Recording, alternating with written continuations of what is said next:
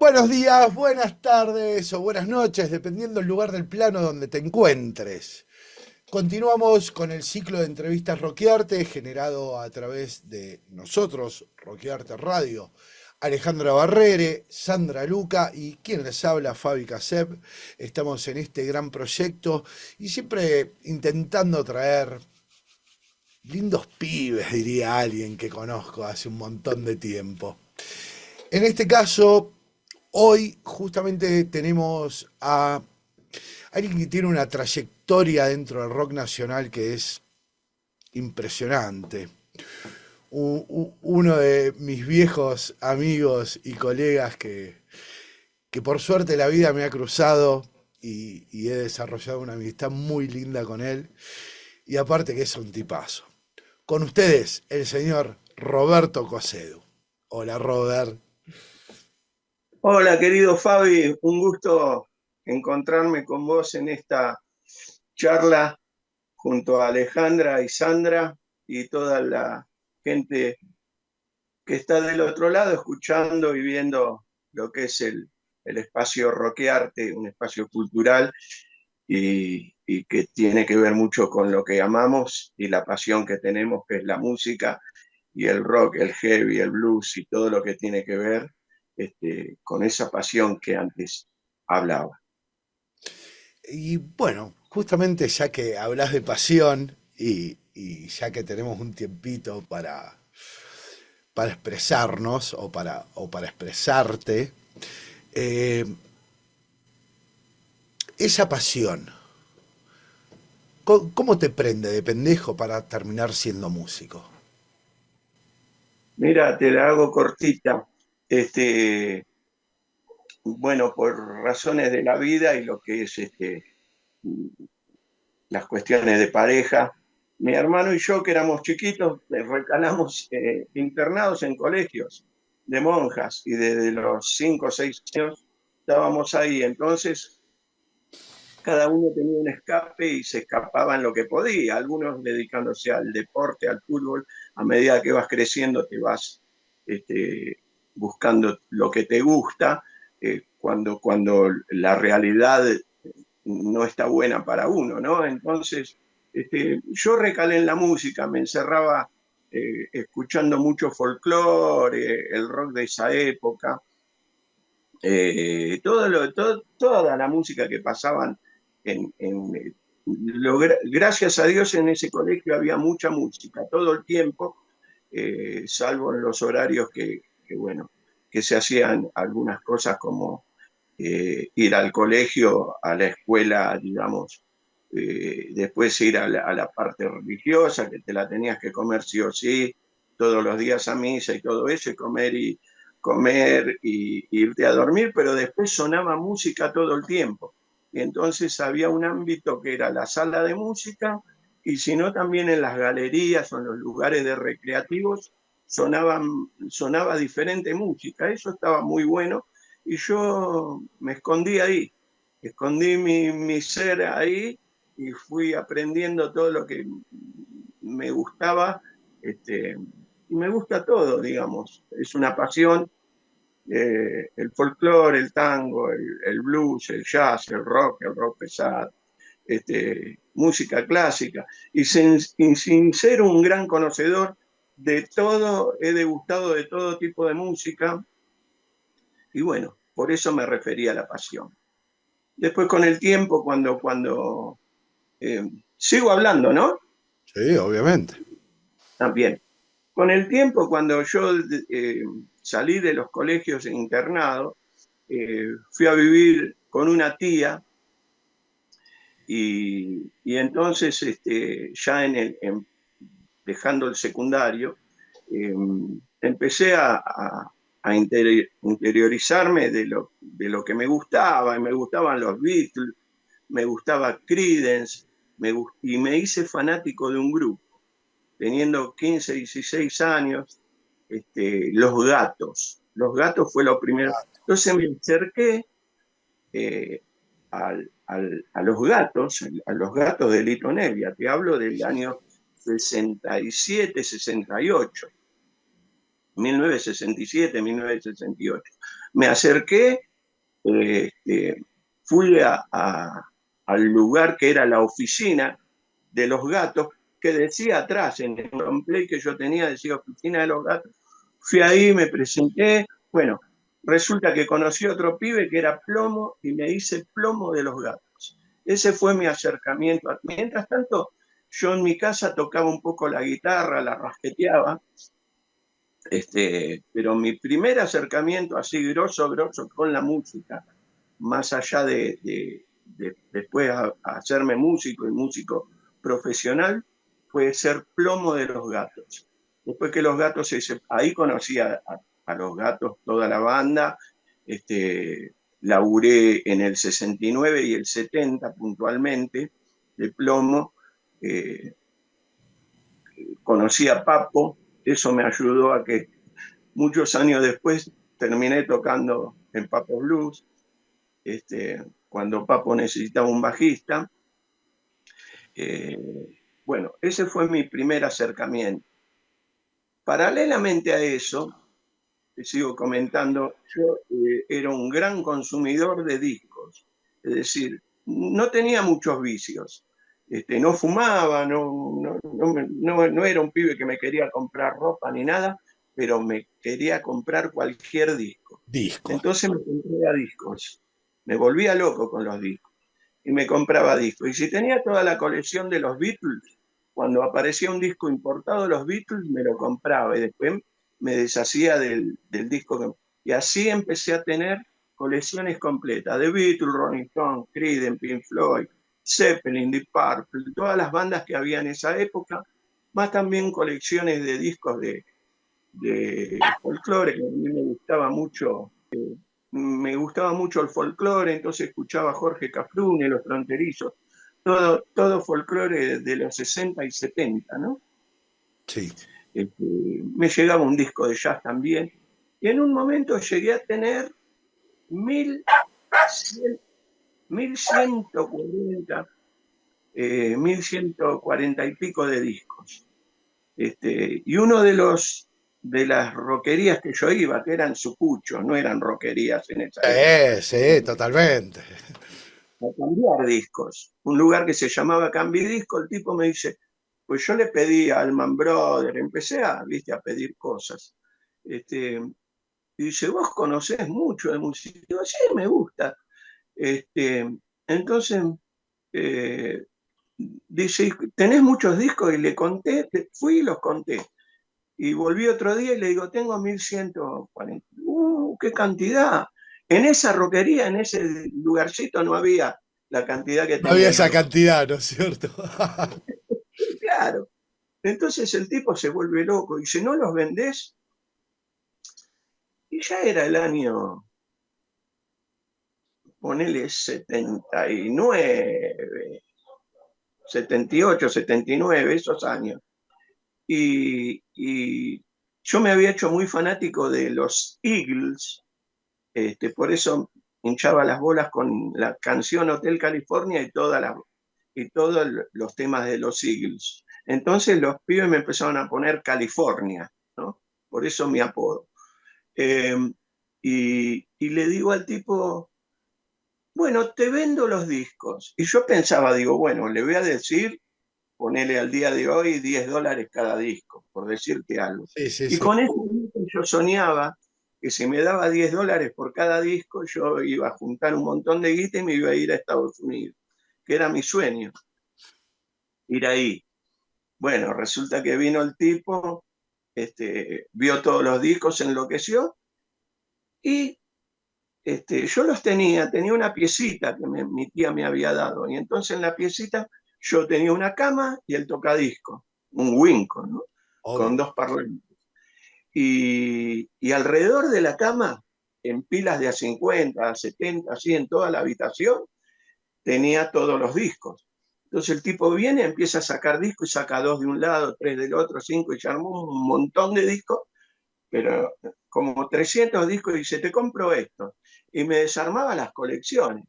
Digo, Mm, no, o compras todo este, o no. Entonces, ¿a qué precio? Y ponele que los discos estaban a 10 pesos cada uno, como te dije antes, $10, que en esa época yo relaciono el 1 a 1 de esos años. Sí, sí, sí, obvio. El, el, Le digo, te los vendo a tanto, porque había muchos importadísimos, ¿viste? Americanos, ingleses, franceses, uruguayos, de todos los lados. Yo iba mucho al parque a comprar discos y conseguía de todo. Y entonces el tipo me dice, no, no, no llego a esa plata, que este, que lo otro. Bueno, no quedamos en nada. Paso otro día por la disquería esa y me dice, escuchame una cosa, quiero hablar con vos. Cuando cierro, yo cierro tipo 7, me dice, vamos a hablar. Bueno, fuimos a hablar en un café, nos sentamos y me dice, ¿vos de qué laburás? Yo era peón de taxi. ¿Por qué? Porque me permitía tener el pelo largo para poder tocar Claro. y no cortarme el pelo para ir a laburar de cualquier cosa. Y ya tenía una banda, ¿viste? Los Magnum 44. Entonces me dice, ¿por qué no hacemos una cosa? Dice, vos laburás, a qué hora te levantás? Digo, y yo me levanto 6:30, 7, agarro el auto, salgo de las 8 de la mañana hasta las 8 de la noche, que lo tenía que devolver el auto. Dice, no, boludo, que este, que el otro. Hagamos una cosa, dice, con todos esos discos que vos tenés, pongamos una disquería. Bueno, yo lo pensé, y la disquería, ¿y qué hacemos? Y los discos esos se van a vender como locos y hacemos compra-venta canje. Bueno, y a todo esto eso ya se hizo como el año 80 y pico, 81, 82 te estoy hablando. Bien. Este, entonces nos ponemos, ¿viste? A hacer ahí mismo una disquería chiquitita. ¿En Pasan qué lugar? ¿En Capital? en Capital, sí, sí, sí. Este, Se llamaba Musicange, en la galería, en una galería que estaba puntualmente en Rivadavia y José María Moreno, eh, casi frente al parque.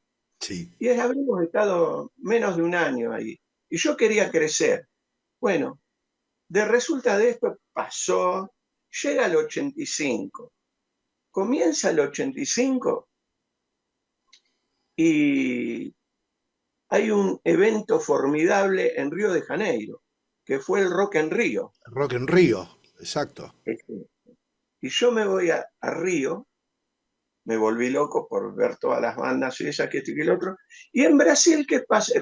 Descubro que en Brasil los discos, ponele, estaban 10, acá era un quilombo, como siempre, con el cambio, el dólar y que esto y que el otro, y los valores. No estamos pasando nada nuevo en estos momentos. Exactamente, exactamente. Era lo mismo de siempre.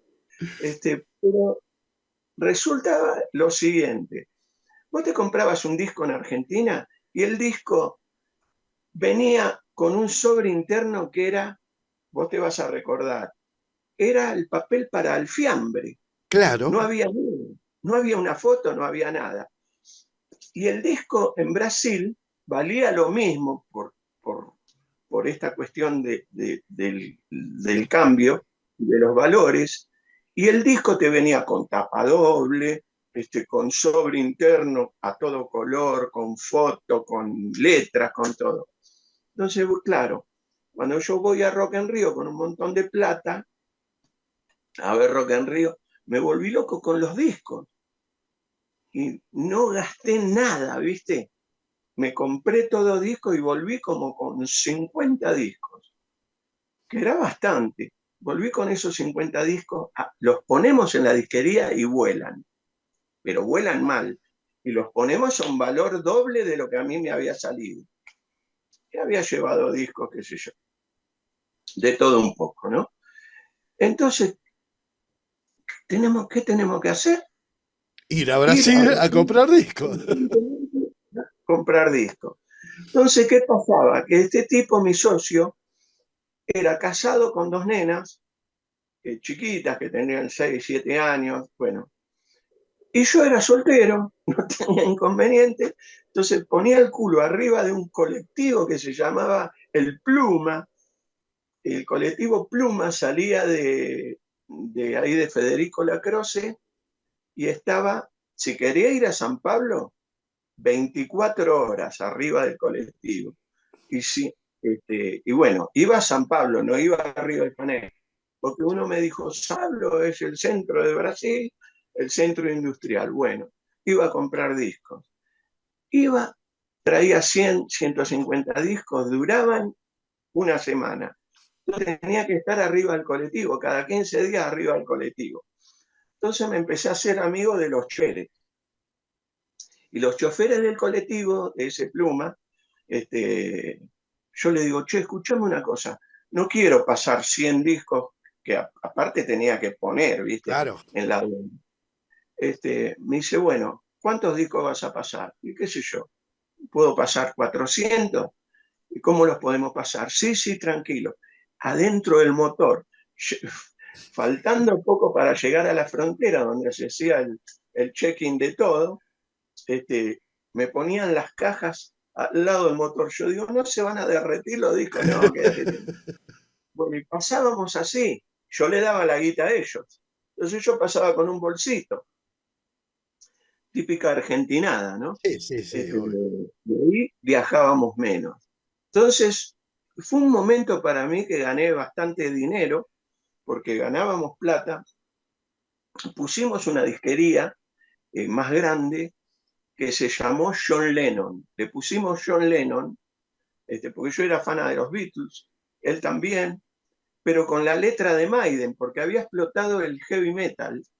Eh, eh, eh, Tocó Maiden, AC/DC, Whitesnake en Rock en Rio y ya venía explotando el heavy metal. Y le pusimos John Lennon con la tipografía, el nombre en el cartel que decía John Lennon con las letras de Iron Maiden, Iron ¿viste? Maiden. Esas características de Maiden. Bueno, con eso era el cartel. Y bárbaro, y bárbaro. Entonces, ahí por Flores, donde pusimos la disquería, a 2 cuadras teníamos un lugar que se llamaba, bueno, ahora no me acuerdo, pero cambiábamos el dólar, ya me voy a acordar, Está bien, está bien. porque lo que venga la vejez, como a mí, dentro de unos días cumplo 7-2. ¡Upa! Opa, no me saco, ni me pongo, 7-2. Perfecto. Por eso una historia, ¿no? Claro. Acordar que empecé siendo plomo los gatos hace 50 años o más. Este, entonces, ¿cómo se llamaba esta casa? Casa Piano, Casa. Casa Piano, donde Funciona. cambiaba plata que agarraba nacional, cambiaba a dólar, cambiaba a dólar. Y en una de esas el tipo, le pregunto al de Casa Piano, este, digo, escuchame una cosa, ustedes que vendían pasajes, digo, me quiero comprar un pasaje a Estados Unidos, me quiero ir a Estados Unidos, a California me quiero ir yo. Y California es grande, bueno, Los Ángeles o San Francisco. Claro. Este, Alguna de las dos nada, cunas. alguna de las dos ciudades importantes, hay muchas más. Y me dice, pero vos tenés una propiedad, tenés algo, no. Dice, no vas a poder, tenés tarjeta de crédito, menos. No tenía nada, no, no podés. Bueno, ¿cómo no puedo? No, no podés. Entonces, el tipo hábil me dice, pero vos qué querés? Ir sí, por el rock, le decía yo. Dice, vos te tenés que ir a Londres, boludo, no te tenés que ir y ahí no te van a pedir nada. Entonces me vendió un euro y el Pass, me fui a Europa, este, me fui a Europa, fui a España, Francia, Italia, eh, Yugoslavia, Grecia y también a Inglaterra, a Londres. Bueno, pero eso es otra historia. Sí, Te sí. sigo contando lo que pasó con la disquería. Entonces, bueno, la disquería empezó a explotar y ganaba bastante dinero. Claro. Paralelamente, yo tocaba en esa banda que se llamaba Magnum 44, que La andaba muy recuerdo. bien, andábamos Recuerdo. bien. Y ya llega el 86 y acá quiero hacer un parate. Cuando llega el 86, yo ya me había ido a Europa, después volví a los 4 meses. Cuando vuelvo a los 4 meses de esa gira que me hice por Europa con el Eurail Pass. El Eurail Pass te permite subirte, por ejemplo, en Madrid al tren, bajarte en Barcelona, quedarte 10 días, poder subirte al tren ahí y te bajás, como dice yo, en Monte Carlo y así. Después en Pisa, en Italia, y un montón de lugares, recorres Europa con el boleto abierto por 6 meses. Eso es el Eurail Pass. Era un boleto abierto para gente hasta los 25 años, una cosa así. Bueno, vos lo tenías abierto y te Sí, ibas sí, a sí. todos lados. Cuando volví, la plata grande a nosotros en la disquería, amén de vender los discos, eh, la recibíamos por la venta de las grabaciones de Ah, cassette. grabaciones de cassette, claro. Entonces yo Claro, traía 82, 83 aparecieron los primeros doble casetera, ¿te acordás? exacto. Y Teníamos después doble vinieron uno que casetera. grababan a doble velocidad. Teníamos uno de esos a doble velocidad y grabábamos como locos. Pero ¿qué pasaba? Yo no podía controlar el tema de cuando yo no estaba, que era el que nunca estaba en la disquería, estaba bastante, pero no tanto, que como él estaba todos los días. Entonces, yo veía que él avanzaba y yo estaba ahí, ¿viste? Estaba feliz, no tenía problemas económicos ni nada, porque estaba ganando una plata que nunca había ganado, estaba en una banda, era, ¿viste? Tiraba manteca al techo, hablando en Olvídate. criollo. Claro. Y uno cuando pasa eso ni controla. Y cuando yo vuelvo de Europa, le digo, bueno, necesito plata porque le tenía que dar a mi tía, que pobrecita yo vivía con mi tía. Y me dice, mirá, no tengo, la plata tuya está pero no está. ¿Cómo está pero no está? Sí, ¿sabés qué pasa? Para que no se desvalorice ni nada, compré un auto. ¿Cómo compraste un auto? Sí, compré un auto. Le había comprado un Fiat 600. Bueno, ¿y dónde está el auto? Y se lo tiene mi señora, lo tenía No, la mujer. Bueno, entonces yo me puse mal, ¿viste? Digo, pero escúchame, es mi plata, me hubieses dicho. Dice, no, lo que pasa que, ¿viste? Hablarte por teléfono, porque hablábamos una vez por semana cuando yo estaba afuera, o 2 veces por semana. sí, sí. Eh, yo lo llamaba y le decía, escúchame, depositame $200, me lo depositaba y yo lo retiraba de tal banco. Ahora estoy en Roma. Entonces, en la Claro. Banca Nacional de Laboro, a mi nombre tenía $200, ¿viste? Y yo me moví así.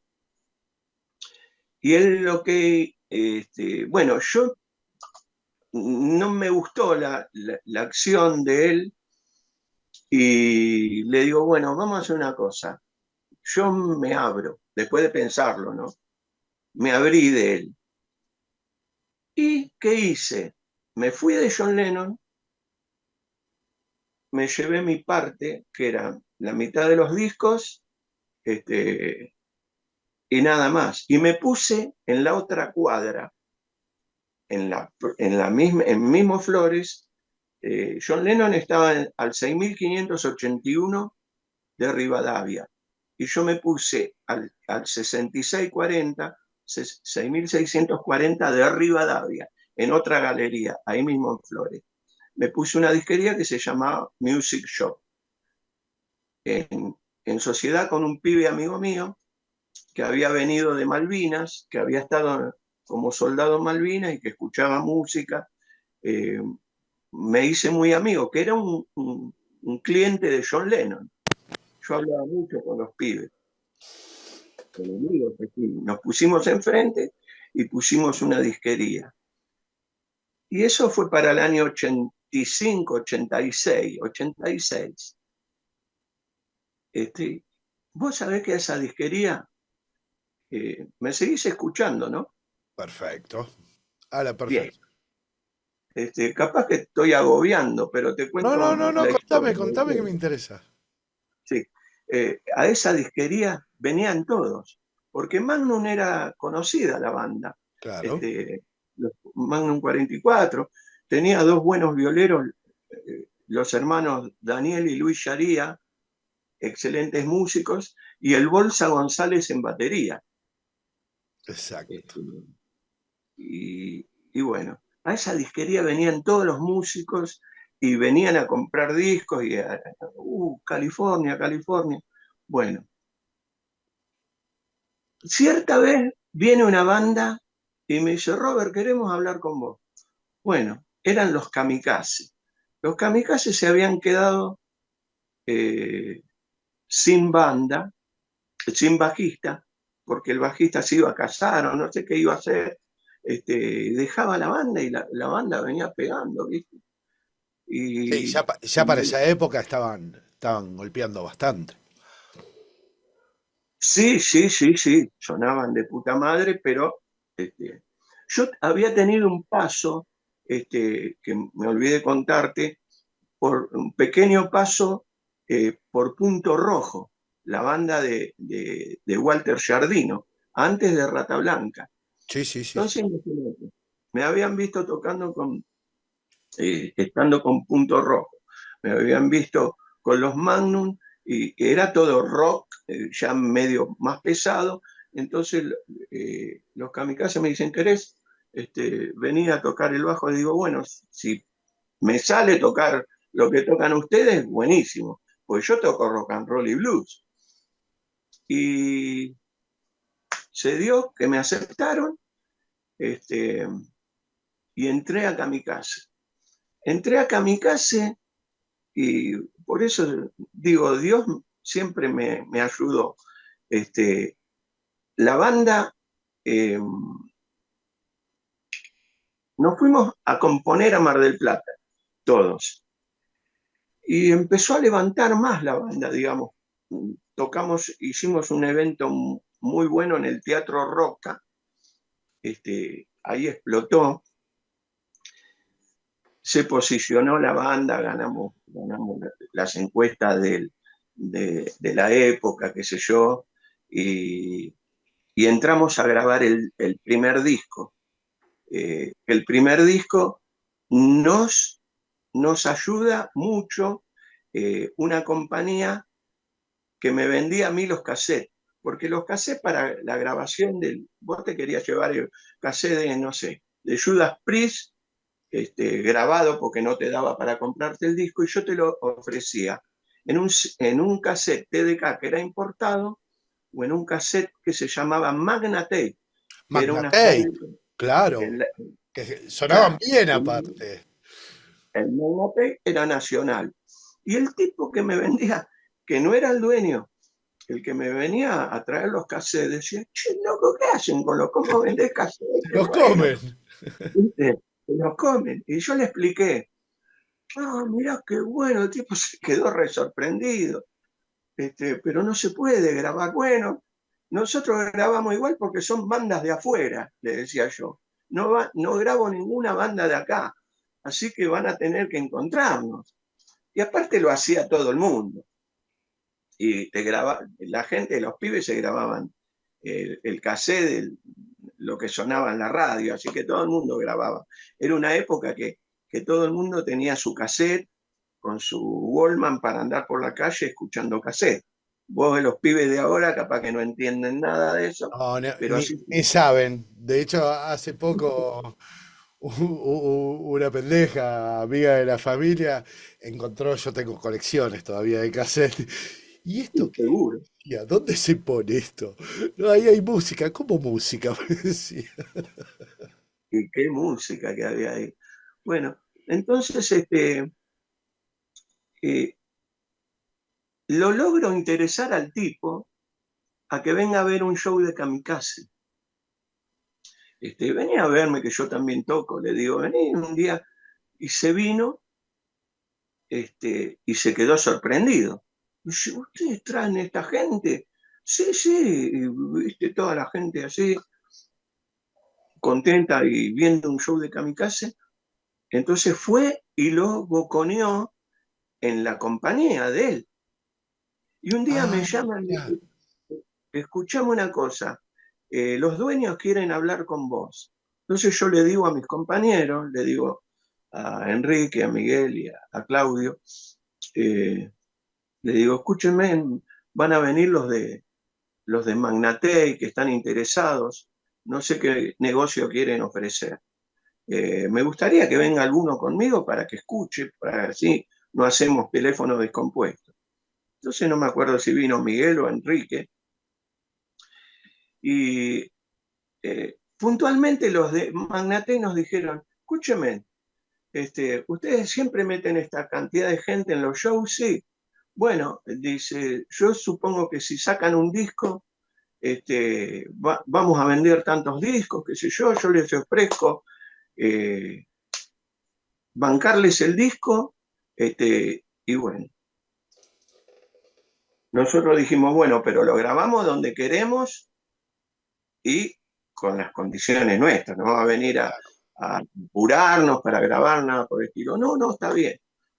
Bueno, y fuimos a grabar a la escuelita. La escuelita era la escuelita de Lebón, que estaba en la calle Gascón al 600, Exacto. que era una escuela de música donde eh, iban todos, no los del heavy, porque no existían esas divisiones, pero ahí estaba Charlie García,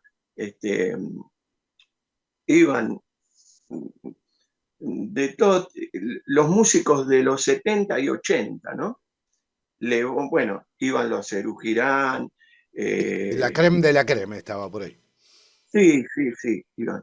Ahí daba clases el Bolsa, por ejemplo, y un montón de músicos más. El padre del baterista de Espíritu, una banda de los 70, que fue muy famosa, no tan famosa, pero famosa, era el dueño del estudio, tenían lo mejor de lo mejor, y a nosotros nos grabó el primer disco, el, el mismo que grababa Serú Girán,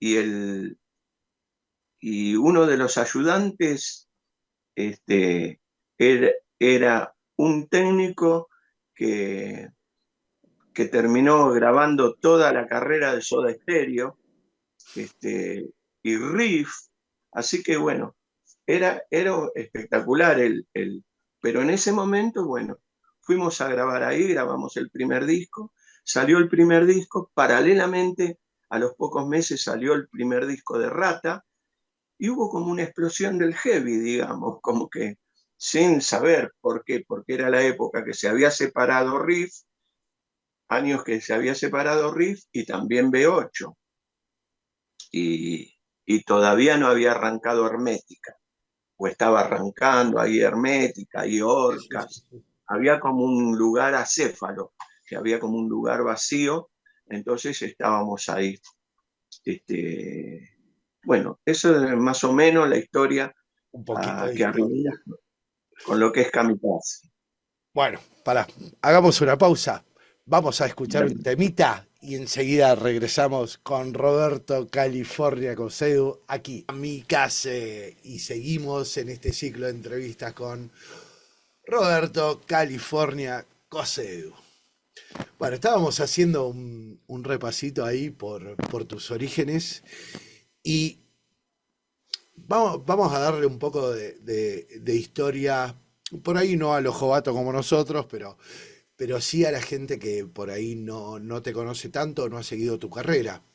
Contame, aparte de Magnum 44, tenías algo anterior también, pero contame por las bandas que pasaste, cómo fue evolucionando tu carrera ahí a nivel musical después de esto que pasa con Kamikaze, ¿no es cierto? Bueno, en realidad, la primera banda que tuve se llamó Invasión. Bueno, después Magnum 44, pasé por Punto Rojo. Punto Rojo era la banda anterior a Rata Blanca, ¿no es cierto? Claro, Walter Jardino, sí. Que en realidad pasaron varios bajistas por ahí. Y yo tuve la gran suerte también, siempre me tocó tocar con grandes guitarristas, los dos Yaría, Walter Giardino, Martinier, y Daniel Telis en Kamikaze, también Miguel Ángel Oropesa, este, y ahora en el proyecto que tengo, que no es tan heavy metal, es más rock and roll y blues, tengo una banda que se llama California Blues Band, este, y tengo pero un enorme guitarrista, Fede, y bueno, nada, guitarristas me encantan, Leo Falcone también, y siempre me gusta tener buenos guitarristas en los proyectos. Lo que pasó con Kamikaze, después de Kamikaze, me fui a laburar de manager de orcas también. Antes tuve un paso por Papos Blues, un paso por la banda de Huff, pero eso es historia y, y bueno, te puedo contar detalladamente en algún otro momento de cada cosa. Mi gran insignia, lo que yo más orgullo tengo es haber tocado en Papo, con Papo, Compa. en Papo Blues, es el original. ¿Por qué? Porque el Papo Blues original es Napolitano, el gran Papo Norberto Napolitano en guitarra y voz, Black Amaya en batería y David Lebón en bajo. Bueno, una de las veces que cuando Papo rearmaba, que siempre llevaba baterista, pasó el Bolsa, pasó el Griego, y otros bateristas por ahí, y otros bajistas, el gran Alejandro Medina, y en una de esas encarnaciones, un par de años, toqué Papo, Blacamaya y yo. Imagínate, era como Claro, llegar. el sueño del pibe, más que el sueño del pibe. Eso, ¿no? Exactamente. También toqué con San Antonio, este, con Huff, y bueno, y después me dediqué a managerear. Managereé a los Orcas, espectacular. 11 años managereé a los Orcas. Así que soy un agradecido a la vida y un agradecido a esta industria, a la gran industria de la música, porque pasé eh, como músico, como disquero, tuve disquería, fui productor, porque produje ejecutivamente y artísticamente, también con mis compañeros en Kamikaze o bandas como Magnum 44, que no hemos grabado, grabamos pero no salió, o u otra banda que tuve, Dulce Lady, que también grabamos un disco, con la que era mi mujer en ese momento, que cantaba, produje artísticamente, hice una producción en CM, en el canal de la música, de, de un programa de heavy metal que se llamaba MTL, donde pasábamos videos y hablábamos, informábamos sobre todo el heavy metal y la cara de ese programa era Walter Mesa. En ese momento yo lo estaba managereando en Orcas. Hicimos 3 años en diferentes momentos, 2007, 2008, no me acuerdo bien los años, pero por ahí. Oh, bueno, eso es otra gran cosa que hice que no se conoce los que conocen el paño, digamos, pero yo lo considero un gran orgullo de cosas que pude hacer estando en este negocio. Che, y Eh, hablando de este negocio, ¿no? Porque eh, nadie. Me interesa, me interesa tu mirada del negocio. Porque un tipo que ha tenido esta carrera, que ha tenido esta trayectoria, que ha pasado por tantos lugares dentro de la industria, eh, ¿qué- ¿cómo ves aquellos años de producción? Por ejemplo, 80s, 90s, obviamente, y hasta te diría principios de los 2000, en comparación con cómo está la industria musical en general hoy por hoy. ¿Qué- ¿Cuál es tu mirada con respecto a eso? Siempre estamos hablando, ¿no es cierto? Valga la aclaración, de rock, de blues, de heavy metal, del palo que por ahí nos compete a nosotros. Quizás desligándome un poco, hago esta pregunta desligando toda la parte de reggaetón, cumbia y otros menesteres que no tienen que ver con el rock, ¿no es cierto? ¿Cuál es tu mirada, Robert, de la actualidad comparado con aquellos tiempos? Mirá, yo estoy de un lado de lo que es la música. Y sí, para mí, lo que es el reggaetón y todo eso no lo comprendo, no lo entiendo y no lo considero. Así que para mí no es. Sí, cuando hablan de cumbia, qué sé yo, considero la cumbia vieja de mi época, donde veía a la familia bailar los temas de los guaguancó, por ejemplo, que era una banda de los 70. En los 70 había bandas de cumbia donde esa música era para divertir a la familia, ¿no? La ponían así. Pero no considero la música de ahora, pero ojo, es mi mirada, mmm, como importante, ni cultural, ni de ninguna manera eh, lo que escriben y lo que dicen las canciones de esos pibes. Así que para mí no es música. Así que en cuanto a la pregunta que me haces, mi mirada sobre lo que es la música, si un pibe que tiene una banda ahora, ponele de heavy metal y quiere desarrollarla, mi mirada es apocalíptica, porque no hay modo de desarrollar una banda. No hay, está muy difícil, está terriblemente duro para. Fíjate vos que hasta hace poco se hablaba de que iba a cerrar las fábricas de guitarras como Gibson, porque no vendían. ¿Por qué? Porque estamos contra, es decir, el sistema está como cortando todo lo que tiene que ver con la cultura. Y yo considero a la música que nos gusta, desde la clásica al heavy más rabioso, es culturizar, es abrirle la cabeza al joven y seguir ahondando el sentimiento y las convicciones de una persona mayor que escucha música. este, Quieren cortar todo eso y lo veo completamente este, más que difícil. Esa es mi mirada hoy. ¿Y por qué crees que es así?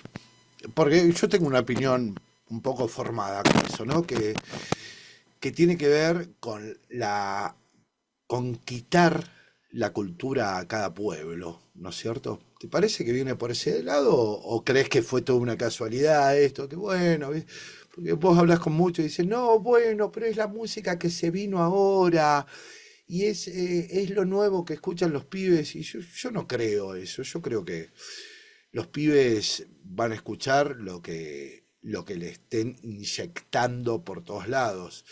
Y hay algo hay un dato que no es menor para mí, que es desde hace más de 20 años nos clavaron el reggaetón, haciendo la comparación con que cada década, y esto en todo el siglo XX pasó, en el 20 tenías una música, en el 30 tenías otra, en el 40, en el 50, 60, 70, 80, 90, y en el 2000 se corta eso.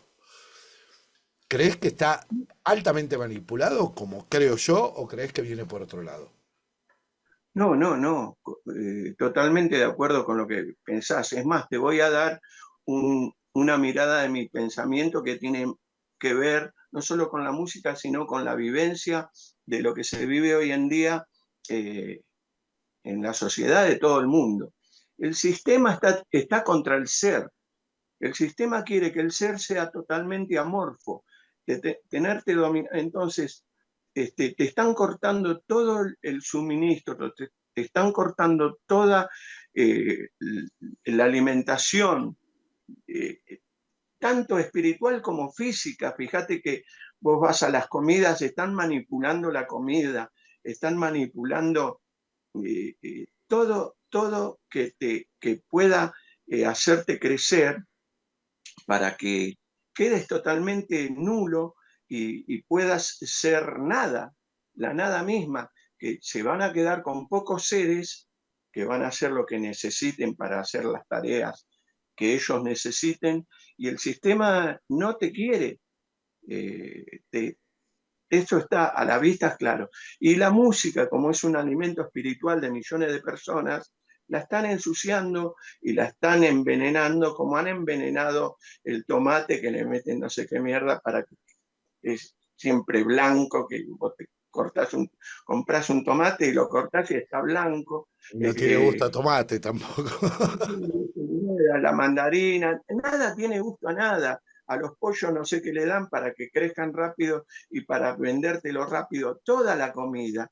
Los pibitos, vos haces un cumpleaños para nenes, entonces ¿qué pones? Salchichita, qué sé yo, y le meten esos cositos que parecen de telgopor, color marroncito o rosado. Es plástico, andá a saber lo que estamos comiendo. Y así todo en la industria farmacéutica también te dan lo que te crece para hacerte crecer y para que no crezcas, para que tengas hambre y para que no la tengas. Es decir, es muy difícil este, cortar con eso porque están todos, el sistema está armado para que este, el final de la historia sea esa. La gente va a morir envenenada por lo que fuera, va a morir de falta y cada vez tenemos menos talentos, menos... Sí, a, está lleno de gente que toca y hace bien las cosas, hablando de música, pero no puede darlas a conocer, no puede expresar, no puede, resulta muy difícil. ¿Por qué? Porque están creando un gusto por la nada misma. Es decir, las letras son terriblemente perversas. A los tipos, por ejemplo, hablabas del reggaetón, la temática del reggaetonero es no sé qué, el tipo es un semi-gangster y la mina está cosificada y es una mina que tiene que sentar en el pelado y todo eso. Por el otro lado, mirá qué perversos que son, para como que inventan que hay que defender la cuestión de la mujer y que lo otro, que culturalmente el machismo, Bueno, eso es terrible. que te tenés que autopercibir una estufa y que te querés casar con una guitarra y no sos un ser humano, o hombre o mujer. Entonces, te llenan la cabeza de cuestiones que no son, de cuestiones que te, te, te llevan a, no ser, a no pensar, a perderte en la locura generalizada que te crea el mismo sistema. Es re difícil. Y bueno, y la música es uno de los tantos, de las tantas cuestiones y una de las más importantes, porque ya te digo, es un alimento espiritual que algunos como nosotros recurrimos al YouTube y a las cosas viejas y a los discos que nos hicieron felices, porque yo siempre digo, y se lo digo a mis hijos o a gente que conozco, cuando vos te sientas mal o algo, volvé inmediatamente al momento que era feliz. Y el momento que era feliz, ¿cuándo era? Cuando tenías 10, 12 años, 15 años, 18, ponías un disco o un momento de tu vida, bueno, eso es un salvavidas, pero para las generaciones venideras será de terror, porque como todo, el tiempo, las arenas del tiempo sepultan todo. Ahora, viste que están apareciendo todas las cosas que aparecen con los satélites y con todo. Ahí hay una pirámide que estaba cubierta y van apareciendo cosas y tesoros y civilizaciones antiguas que estaban, bueno, irá apareciendo, pero momentáneamente va a quedar todo enterrado en esta locura generalizada que hay de no dejarte ser. El sistema no quiere que seas. Eso es un punto muy, muy interesante. Y creo que de a poquito hay muchos seres que están empezando a ver esa realidad que planteas. Yo lo veo como una realidad, todo esto que decís, que va desde... Primero y principal, creo que ahí lo dijiste claramente, te alejan del espíritu. Como que la primera misión es alejar al ser de su propio yo para que no pueda ser uno con el universo, con este mundo en el cual vivimos, y va desde la comida hasta la industria farmacéutica y bueno, a partir del 2020 creo que el que no se dio cuenta, lamentablemente, ya no se va a dar cuenta más, ¿no es cierto? Pero qué loco esto, ¿no? Que te quieran todo el tiempo alejar del espíritu. Y obviamente la música es uno de esos factores que alimentan el espíritu grandemente. Otra de estas cuestiones, ¿no es cierto? Es que, y loco que ya pasa desde que nosotros nacimos, o somos músicos, o tocamos el primer instrumento, es que hasta le han cambiado la frecuencia a la música, ¿no? De pasar de un 432 a 440, ¿no? Hizo que las vibraciones de alguna manera nos alejaran de la armonía del planeta. Claro, lo que decís es muy claro y tiene que ver con eso mismo que acabas de decir. Uno vibra en una frecuencia, entonces otra de las cosas que hacen constantemente es mover esas frecuencias para que no nos encontremos, porque si nos encontráramos vibraríamos todos al unísono, y entonces es imposible a esa unidad quebrar, ¿no? Sí, por Que eso nos dividen, por eso nos polarizan en todos los campos, en todas las acciones, en todo. Exactamente. Este, hay un poeta argentino, un músico, un amigo, que dijo, alguien nos divide en fútbol, política o religión. Y sí, ¡Basta! lo- lo- la pizca de luz que tengamos, tenemos que ver eso y si no, avivar al que tenemos al lado, porque todos somos partes y siempre, constantemente, y yo muchas veces veo, por ejemplo, y aprendo mucho de mis hijos o de gente joven, porque me hacen ver cosas y ellos a veces ven lo que fue antes, y entonces eso más o menos les dará un salvavidas. Yo lo veo caótico todo. Hay esperanza, no se debe perder la esperanza, pero no tenemos que caer en un canibalismo salvaje de sálvese quien pueda o lo que fuere, pero en todo ítem, en todo en lo que fuere, se arman estas discusiones, estas brechas, y no solo es la brecha generacional, sino que es la brecha de mirada de dos tipos o dentro de una familia, por política, por discusiones de lo que sea, e inclusive hasta ahora con la música, porque, qué sé yo, está bueno salvar a un pibito que dice, no, no escuches esto, mirá que las letras no te enseñan nada, no está bueno que ese sea tu norte, que esa sea tu mirada para tu vida. Es decir, hay que tratar de sacar lo mejor de uno para poder preservar lo que es bueno, porque uno es quien es gracias a quien fue. Y, y si todavía estás acá y si todavía eh, tenés la lucecita encendida, es porque está bueno. Eh, lo que se ve de lo que viene no está para nada bueno y no lo decimos solo nosotros, a todo No, no, no, nivel. no. No, no lo decimos nada más nosotros. Claro. Hay mucho que ya ni siquiera me gusta usar esa palabra, pero la sigo usando por no encontrar un reemplazo. Pero hay mucho dormido, loco, que no tienen por ahí ni la posibilidad de verlo y hay otra porción que no lo quiere ver. Y eso para mí es lamentable, ¿no? Bueno, el que no lo quiera ver por conveniencia, es una cosa, porque le está conviniendo y, ganará dinero o ganará algo, el que no lo quiera ver. A sabiendas, después te tenés que enfrentar con el otro. ¿Y quién es el otro? Sos vos mismo. Cuando estés frente al espejo vas a decir, no puedo ser tan basura. En lo que hagas, en lo que sea, siempre el juez, el propio juez va a ser el espejo, cuando te mires al espejo. Entonces, no hay modo de que haya un perdón a no ser que seas ignorante total. Y si sos ignorante total, bueno, ignoraba de todo, pero a sabiendas no tiene perdón. A sabiendas no tiene perdón. Me encantó esa frase. Me encantó esa frase.